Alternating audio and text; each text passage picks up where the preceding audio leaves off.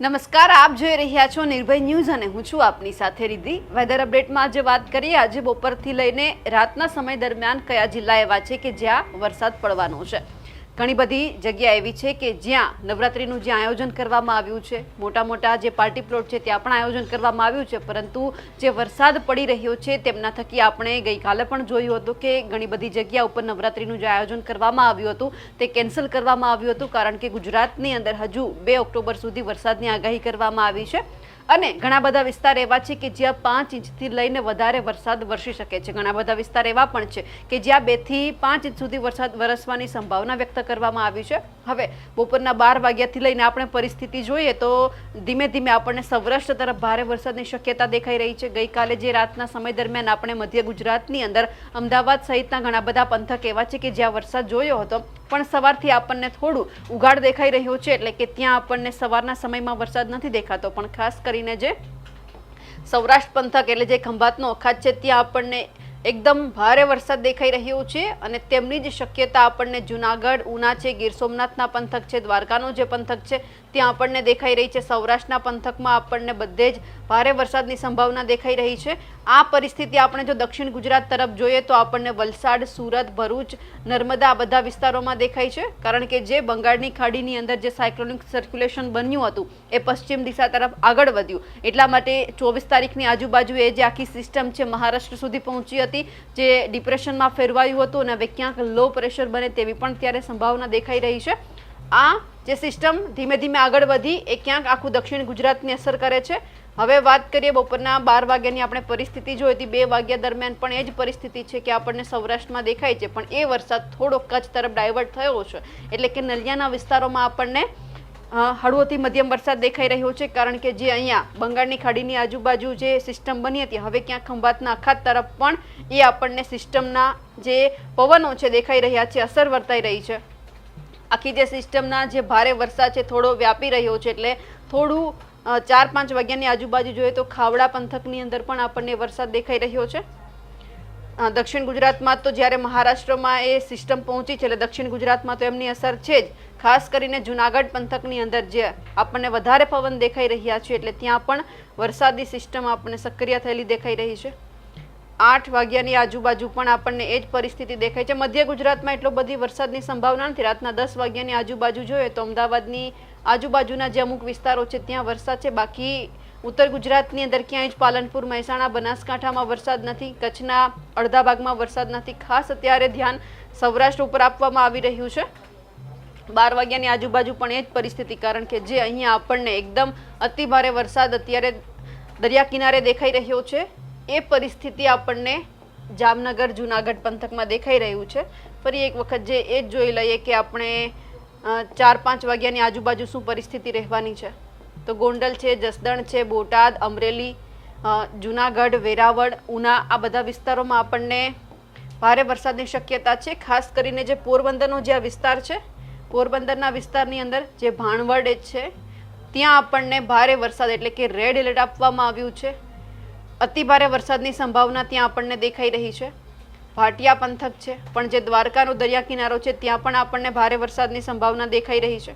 આ પરિસ્થિતિ 4-5 વાગ્યાની આજુબાજુ જોઈએ તો ભારે વરસાદ પોરબંદરમાં એઝ ઇટ ઇઝ આપણને દેખાઈ રહ્યો છે।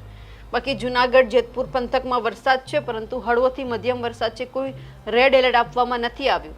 આ સાથે જ એ પણ જોઈએ કે જે અત્યારે પરિસ્થિતિનું નિર્માણ થયું છે, જે ગુજરાતની અંદર વરસાદ પડી રહ્યો છે અને ખાસ કરીને આખા ગુજરાત પંથકમાં જે અત્યારે વરસાદ વરસી રહ્યો છે તેમની સંભાવના એ પણ છે કે હજુ પણ 2 દિવસ માટે આપણને એ જ પરિસ્થિતિ દેખાવાની છે। 2 ઓક્ટોબર સુધી આ પરિસ્થિતિ રહેવાની છે। હવે જ્યાં રેડ એલર્ટ આપવામાં આવ્યું છે તેમની વાત કરીએ, સૌથી પહેલાં તો જે ઓરેન્જ એલર્ટ એટલે કે મધ્યમથી હળવા વરસાદની જે આગાહી કરવામાં આવી છે તે જોઈએ તો આપણને બનાસકાંઠા, પાટણ, અમદાવાદ, ભાવનગર, બોટાદ, અમરેલી, ગીર સોમનાથ, જુનાગઢ, પોરબંદર, દેવભૂમિ, દ્વારકા, જામનગર, મોરબી અને કચ્છ આ વિસ્તાર આટલા છે કે જ્યાં આપણને ઓરેન્જ એલર્ટ આપવામાં આવ્યું છે। મધ્યમથી હળવા વરસાદની સંભાવના છે, બાકી સાબરકાંઠા, મહેસાણા, ગાંધીનગર, અરવલ્લી, મહીસાગર, દાહોદ, પંચમહાલ, છોટાઉદેપુર, નર્મદા, વડોદરા, આણંદ, ખેડા, ગાંધીનગર આ વિસ્તારોમાં સાવ હળવોથી મધ્યમ વરસાદ છે। ભરૂચ, સુરત, તાપી, ડાંગ, નવસારી, વલસાડ, દમણ અને દાદરા નગર હવેલી આ વિસ્તારોમાં અતિ ભારે વરસાદની સંભાવના એટલા માટે છે કારણ કે જે અહીંયા મહારાષ્ટ્રનો જે ભાગ છે ત્યાં આપણને સિસ્ટમ પહોંચેલી દેખાય છે, એટલે એમની અસર સીધી આપણને દક્ષિણમાં દેખાઈ રહી છે. હવે રેડ એલર્ટ પણ આપવામાં આવ્યું છે. કયા વિસ્તારોમાં રેડ એલર્ટ આજના માટે આપવામાં આવ્યું છે એ જોઈ લઈએ. તો સૌથી પહેલા તો અમરેલીનો વિસ્તાર છે. સૌરાષ્ટ્ર પંથકની જો વાત કરીએ તો અમરેલી, ગીર સોમનાથ આ બે પંથકની અંદર અતિ ભારે વરસાદની સંભાવના છે, એટલે કે રેડ એલર્ટ આપવામાં આવ્યું છે. આ સાથે જ માછીમારો છે એમને દરિયો ન ખેડવા જવાની પણ સૂચના આપવામાં આવી છે. એટલે કે જેટલા પણ દરિયાકાંઠાના વિસ્તારો છે જ્યાં માછીમારો છે એ બધા લોકોને મનાઈ ફરમાવવામાં આવી છે. હવે ભારેથી અતિ ભારે વરસાદની સંભાવના હોય તો જુનાગઢ, રાજકોટ, બોટાદ, ભાવનગરમાં ભારે વરસાદની સંભાવના છે. એ જ પરિસ્થિતિ સુરત, તાપી, ડાંગ, નવસારી, વલસાડમાં દેખાઈ રહી છે. બાકી આપણને હળવા વરસાદની જો સંભાવના હોય તો એ છે દેવભૂમિ દ્વારકા, જામનગર, પોરબંદર, મોરબી, સુરેન્દ્રનગર, અમદાવાદ, આણંદ, ભરૂચમાં આપણને ભારે વરસાદની સંભાવના એટલી નથી. જ્યાં યલો એલર્ટ આપવામાં આવ્યું છે, એટલે કે આ વિસ્તારે કોઈ એટલી બધી ચિંતા કરવા જેવી નથી કે ત્યાં અતિ ભારે વરસાદ આવી શકે. પરંતુ હજુ પણ જે 2 ઓક્ટોબર સુધી વરસાદની આગાહી કરવામાં આવી છે અને તેમને જ લઈને હવામાન નિષ્ણાંત પરેશ ગોસ્વામી શું કહી રહ્યા છે તે પણ સાંભળીએ. 2025ના ચોમાસાના વરસાદનો છેલ્લો રાઉન્ડ ચાલુ થઈ ગયો છે. આજે 28 સપ્ટેમ્બરથી લઈને 2 ઓક્ટોબર સુધી આ વરસાદી રાઉન્ડ ચાલુ રહેશે, જેમાં રાજ્યના અનેક વિસ્તારની અંદર સામાન્યથી મધ્યમ ને મોટા ભાગના વિસ્તારની અંદર ભારે વરસાદની સંભાવનાઓ છે. અનેક જગ્યાએ 2 થી 5 ઇંચ તો કોઈ જગ્યાએ 5 ઇંચ કરતા પણ વધુ વરસાદ વરસી શકે છે. જેમાં ખાસ કરીને જોવા જઈએ તો બંગાળની ખાડીનું જે સાયક્લોનિક સર્ક્યુલેશન હતું એ પશ્ચિમ દિશામાં ગતિ કર્યું અને એ સાયક્લોનિક સર્ક્યુલેશન ગઈકાલે મહારાષ્ટ્ર ઉપર આવીને મજબૂત બનીને લો પ્રેશર બન્યું હતું. એ લગભગ હવે આવનારા 24 કલાકની અંદર મુંબઈ આસપાસ આવીને ડિપ્રેશન બની શકે છે, એટલે કે હજુ પણ આ સિસ્ટમ છે મજબૂત બની શકે છે. ડિપ્રેશન બનવાને કારણે આવનારા 24 થી 36 કલાક દરમિયાન મુંબઈની અંદર જનજીવન અસ્તવ્યસ્ત થઈ શકે છે. મુંબઈની અંદર ભારેથી અતિ ભારે વરસાદ નોંધાય તેવી શક્યતાઓ છે. અને હવે આજે 28 સપ્ટેમ્બરથી ગુજરાતના પણ અમુક વિસ્તારની અંદર વરસાદની શરૂઆત થઈ છે, જેમાં સૌરાષ્ટ્રના વિસ્તારો અને દક્ષિણ ગુજરાતની અંદર વરસાદની શરૂઆત થઈ છે.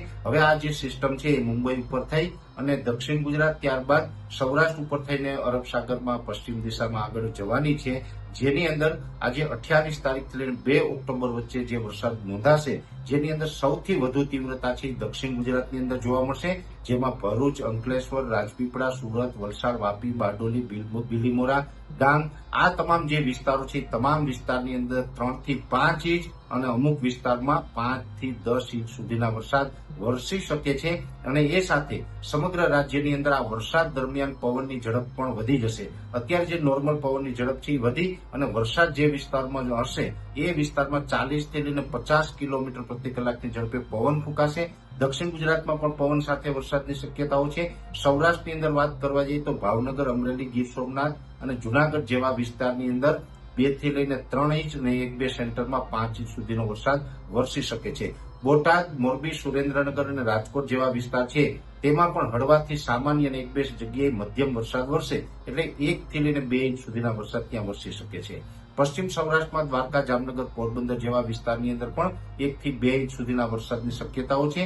દરિયાઈ કાંઠાના વિસ્તારો હશે પશ્ચિમ સૌરાષ્ટ્રમાં, તેમાં 2 ઇંચ કરતા વરસાદ વધી શકે છે. એ સાથે મધ્ય ગુજરાતની અંદર વિરમગામ, સાણંદ, આણંદ, નડિયાદ, ખેડા, વડોદરા, કપડવંત, ગાંધીનગર અને અમદાવાદ જેવા વિસ્તાર છે તેમાં પણ 1 થી 1.5 ઇંચ અને અમુક વિસ્તારમાં 1 થી 2 ઇંચ સુધીનો વરસાદ છે આજે 28 તારીખથી લઈને 2 ઓક્ટોબર દરમિયાન જોવા મળે તેવું અનુમાન છે. કચ્છની અંદર પણ સાર્વત્રિક રીતે અડધાથી લઈને 1.5 ઇંચ સુધીનો વરસાદ વરસી શકે.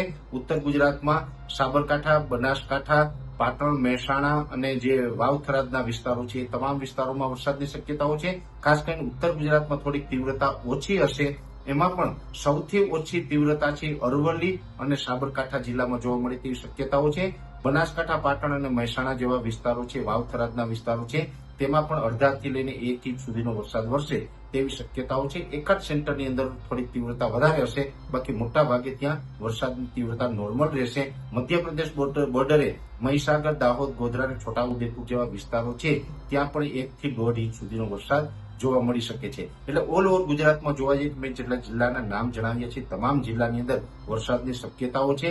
ખાસ કરીને દક્ષિણ ગુજરાતની અંદર સૌથી વધુ તીવ્રતા જોવા મળશે અને બીજા નંબર ઉપર હશે સૌરાષ્ટ્રના ભાગો. અને આ વરસાદ છે એ જે વિસ્તારોની અંદર હશે ત્યાં ગાજવીજ અને ભારે પવન સાથે તોફાની વરસાદ જોવા મળે તેવું અનુમાન છે.